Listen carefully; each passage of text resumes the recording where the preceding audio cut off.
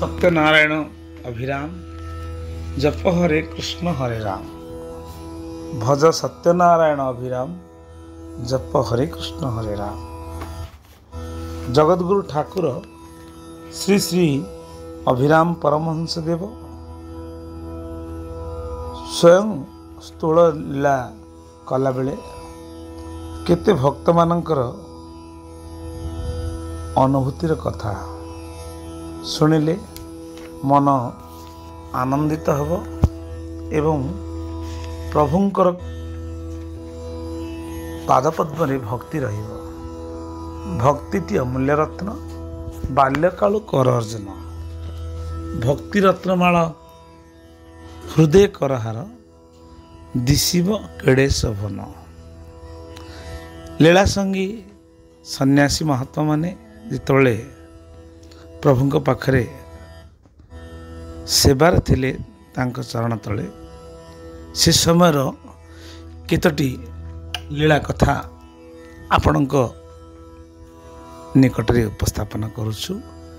प्रभुंक कृपा भावी या सादरे स्वीकार करी प्रभुंक चरण तले भक्तिपूत मनोभाव प्रभुंक सेवा करवा तांको विश्वास करवा हला मूल कथा।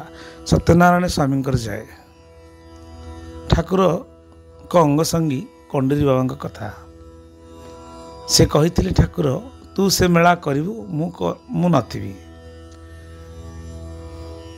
ठाकुर सन्यासी हिसाब से पूज्य वैकुंठ बाबा नाम प्रथम अच्छी सत्य, मात्र प्रथम शिष्य हेबार सौभाग्य लाभ करथिले पूज्य कंडरी बाबा। सते जेपरि एक लौह मानव ठाकुरंग ठारे अटल निष्ठा अचल भक्ति ठाकुर आज्ञा पालन करने छड़ा आउ कुआडे दृष्टि नथिले भी भक्त मानू अनंत निगिड़ा स्नेह ढाली देवारे से केवे कार्पण्य देखांती ना। सुंदर कथा।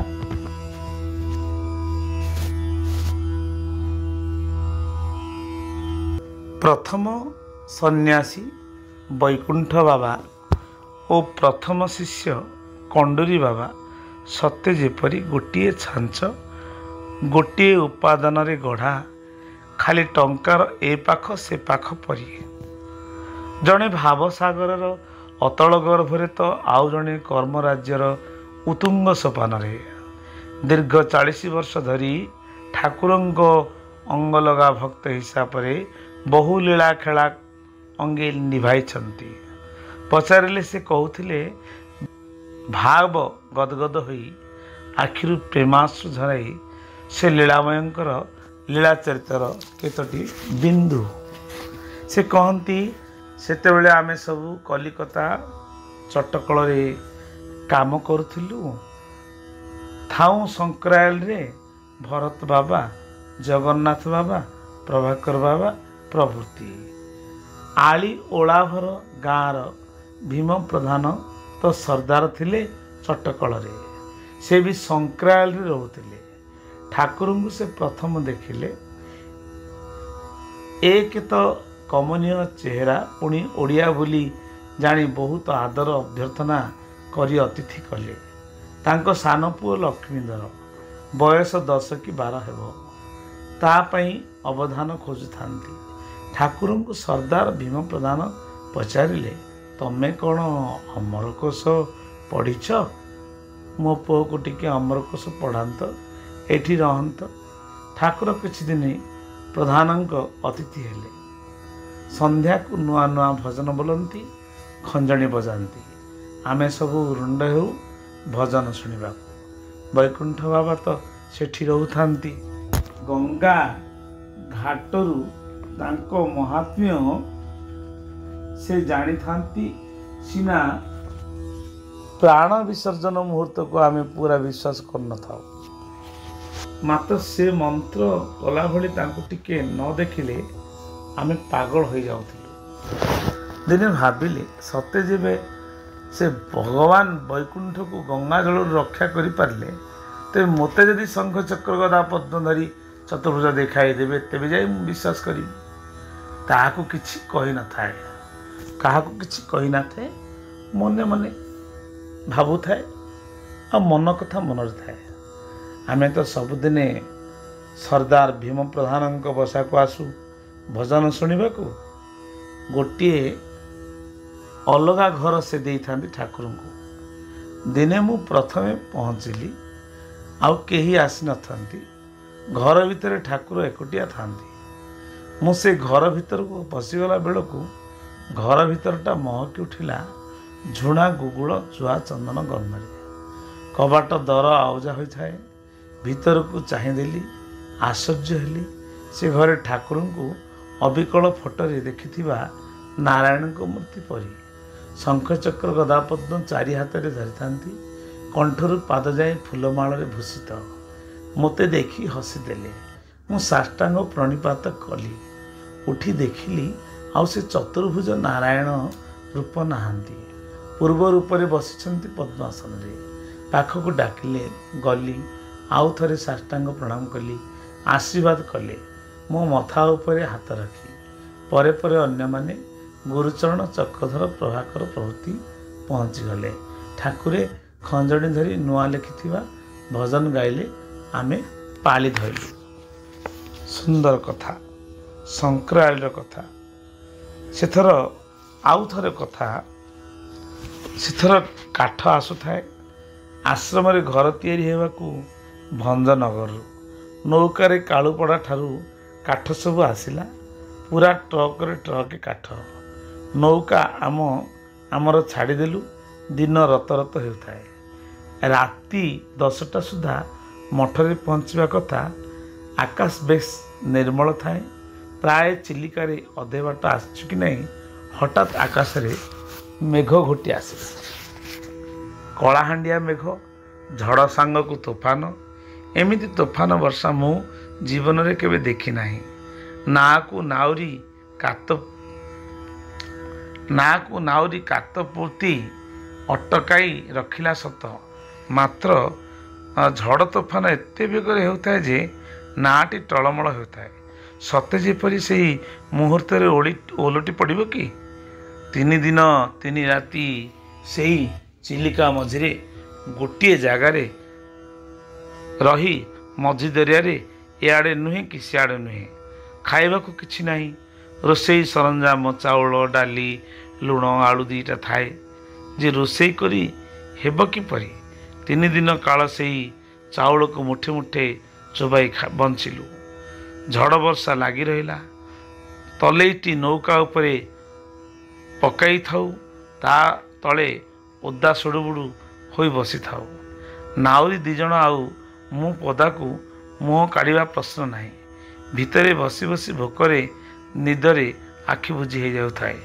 ରାତି କେତେ ହେଲାଣି ଜଣା ପଡ଼ୁନଥାଏ। ଆମ ନୌକାଟି ଯେମିତି ଚାଲିଲା ପରି ମନେ ହେଲା। ପବନରେ ହଲୁଛି ବୋଲି ଭାବିଲୁ ସିନା, ଆଉ ପଦାକୁ ମୁହଁ କାଢ଼ିଲୁ ନାହିଁ। ଅନ୍ଧାର, ରାତି କିଟିକିଟି କଳା ଅନ୍ଧାର। ମୁହଁକୁ ମୁହଁ ଦିଶୁନାହିଁ। ନୌକା ଆମର ଏ ଭିତରେ କରମଳା ଘାଟରେ ଲାଗିଗଲାଣି। ନୌକାରୁ ଜଣେ ଓହ୍ଲାଇ ଗଲା ପରି ମନେ ହେଲା। ଆଶ୍ଚର୍ଯ୍ୟ ଲାଗୁଥାଏ।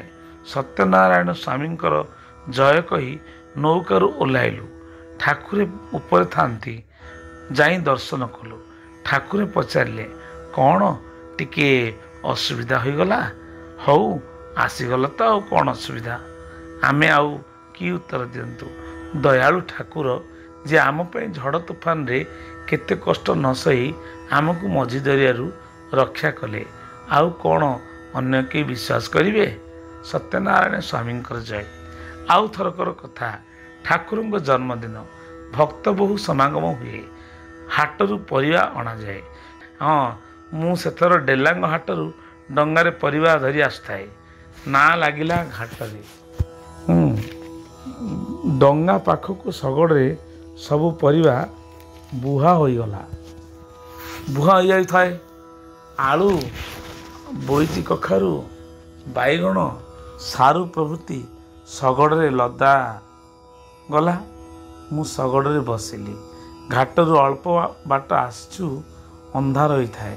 ଶଗଡ଼ ଚକଟା ଗୋଟେ ଖାଲୁଆ ଜାଗାରେ ଅଣେଇ ହୋଇ ପଡ଼ିଲା। ମୁଁ ଖସି ପଡ଼ିଲି। ମୋ ଛାତି ଉପରେ ଚକ ଚଢ଼ିଗଲା। ଅଚେତ ହୋଇ ପଡ଼ିଲି। ସମସ୍ତେ ଭାବିଲେ ମୁଁ ଆଉ ବଞ୍ଚିବି ନାହିଁ। ଭରା ଶଗଡ଼ ପୁଣି ଚକ ଠିକ୍ ଛାତି ଉପରେ, ମାତ୍ର ଶଗଡ଼ ଚକଟି ମୋ ଛାତି ଉପରେ ଚଢ଼ିଗଲା ବେଳେ ମୁଁ ଅନୁଭବ କଲି ଯେପରି ଠାକୁରଙ୍କ ହାତ ଦୁଇଟି ଚକ ତଳେ ଓ ମୋ ଛାତି ଉପରେ ରହିଛି। ମୋତେ ଟେକି ନେଲେ ଠାକୁରଙ୍କ ପାଖକୁ, ତଳେ ଶୁଆଇ ଦେଲେ।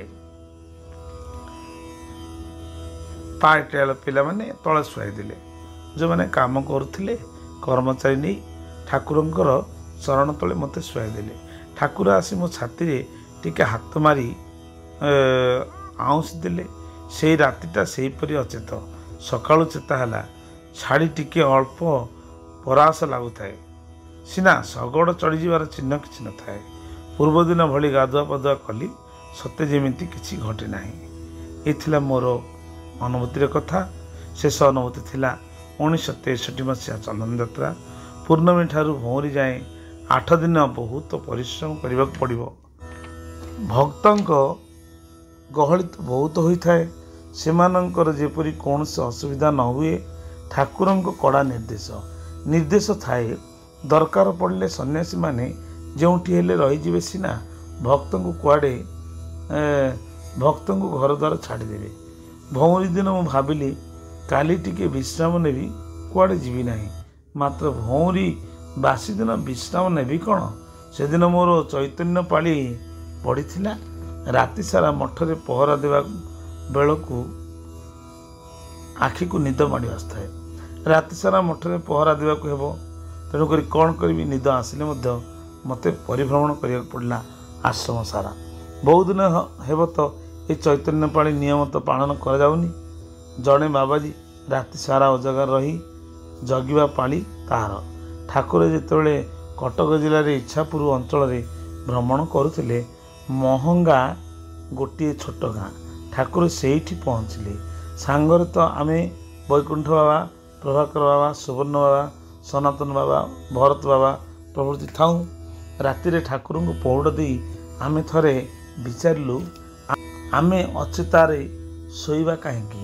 ଚାଲ ରାତି ଉଜାଗର ରହି ଠାକୁରଙ୍କୁ ଧ୍ୟାନ କରିବା ଆଉ ତନ୍ମୟ ହେବା। ନିଃସ୍ୱାର୍ଥରେ କେତେ ଗୋବରୀ ନଦୀ କୂଳରେ, କେବେ ମାହାଙ୍ଗା ଆଡ଼କୁ ଯାଇଥିବା ନିରୋଳ ରାସ୍ତା କଡ଼ରେ ଏକାଠି ବସି ଧ୍ୟାନସ୍ଥ ହେଉ।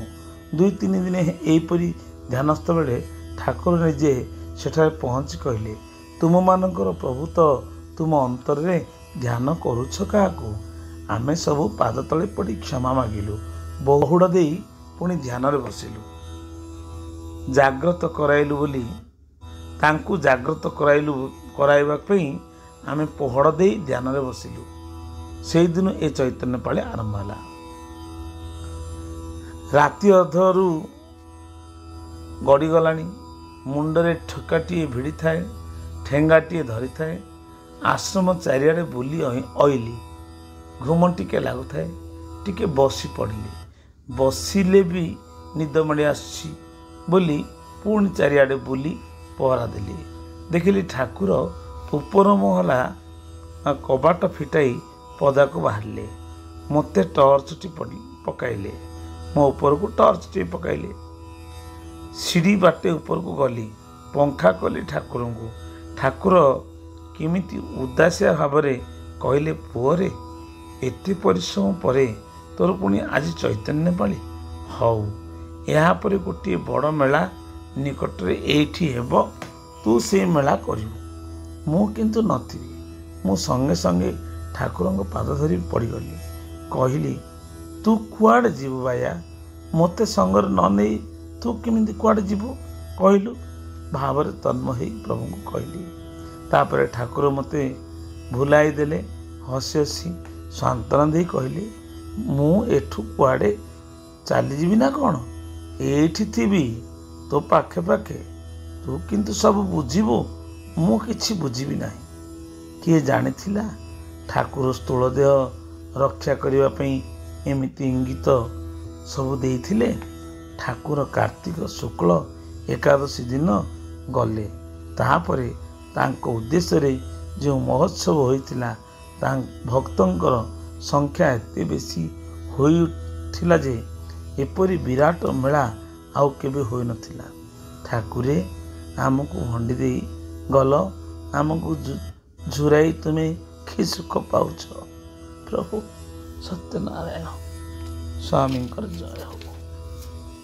ସତ୍ୟରେ ଠାକୁର ଯେଉଁ ଭକ୍ତମାନଙ୍କୁ, ଯେଉଁ ସନ୍ନ୍ୟାସୀମାନଙ୍କୁ ଆପଣାର କରି ପୁତ୍ର ଜ୍ଞାନରେ, କାହାକୁ ବନ୍ଧୁ ଜ୍ଞାନରେ, ମିତ୍ର ଜ୍ଞାନରେ ଆପଣ ଚିଠିଟି ଦିଅନ୍ତି, ଅମକ ବାବୁ ଭଲରେ ଥିବ, ବ୍ୟସ୍ତ ହେବନି, ଠାକୁର ତ ପାଖେ ପାଖେ ଅଛନ୍ତି। ଠାକୁରେ ଏବେ ବି ସେ ଭକ୍ତମାନଙ୍କ ପାଖରେ ଆପଣ ଅଛନ୍ତି।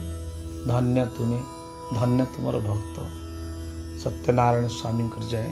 ଲୀଳା ଅନୁଭୂତିରୁ ପଢ଼ି ଆପଣମାନଙ୍କ ପାଖରେ ରଖିଲେ ଏଇ କଥାକୁ ବିଶ୍ୱାସ କରନ୍ତୁ, ସବୁଦିନେ ପ୍ରଭୁ ପାଖେ ପାଖେ ଅଛନ୍ତି। ସତ୍ୟନାରାୟଣ ସ୍ୱାମୀ ସମସ୍ତଙ୍କର ମଙ୍ଗଳ କରନ୍ତୁ। ଆନନ୍ଦ ଏକ ବାର ହରିବୋଲ।